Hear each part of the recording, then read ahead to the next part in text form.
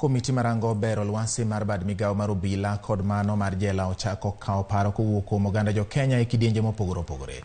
Jakom mar komiti no David Maraga kawuono yudo paro mag obila e ngas mopogore opogore ka weche ma onyiedhore oriwo koda ka ywago kumba mar thieth, ywago pok mag omenda ma ojuol e kind dwaro mamoko.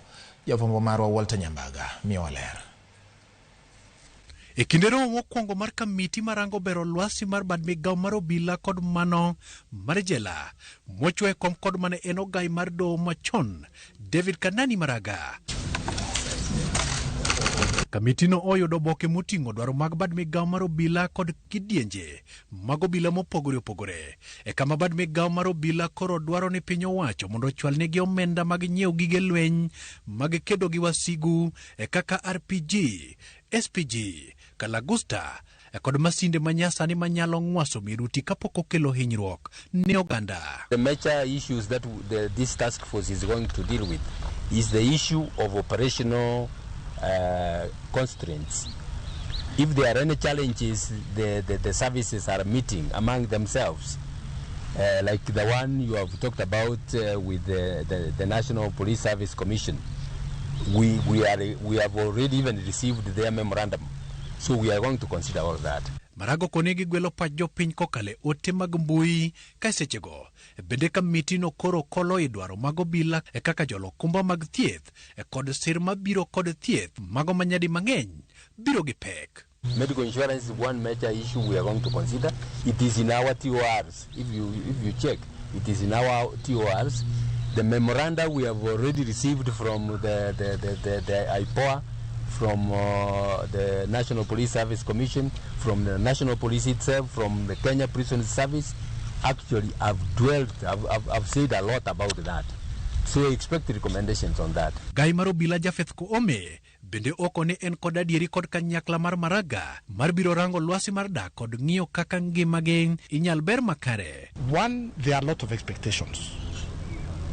Because of them, I can confidently state that I've committed police officers, members of the National Police Service who love their country, who are patriotic. Gikoni moko kuom obila go yudo hinyruok e lai mar tich eka moko chwe wito ligep wengegi to moko bende yudo tur mag lumbrugi eka ochiwo ranyisi kod Inspector Boniface Mutua kod Corporal Julius Irungu maduto ne oyudo hinyruok bang' matoka margi ne nyono miruti mopidhi mag njore e 2019.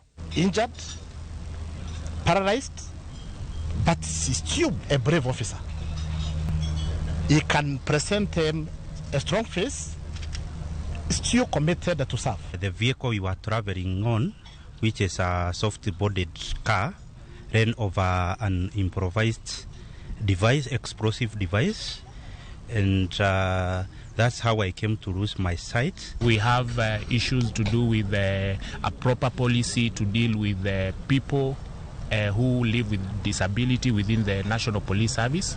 That is paramount. And I would also propose a wellness center where we can have an institution that can be handling police officers who get injured. Maraga okonigi biro luorore mar kao pach jopiny kod obila kata mana ute mag ang'ech kod tesende mag obila. We will go to some police stations. In those police stations, we will ask the senior officers to give us a room. They will not be there. We will listen to the junior officers so that they can speak freely to us. Kaka chenro mar bero lwasi mar bad migao mar obila, jakom mar kamiti David Maraga ochako chenro mar kao pach obila go kendo neno ni oketie tim dwaro margi. Chenro makende mosenyiedhore kind dwaro magi okelo kanyakla loso lwari mag masinde mago mag lweny. Walter Nyambaga, Ramogi TV, Bomas of Kenya, Nairobi.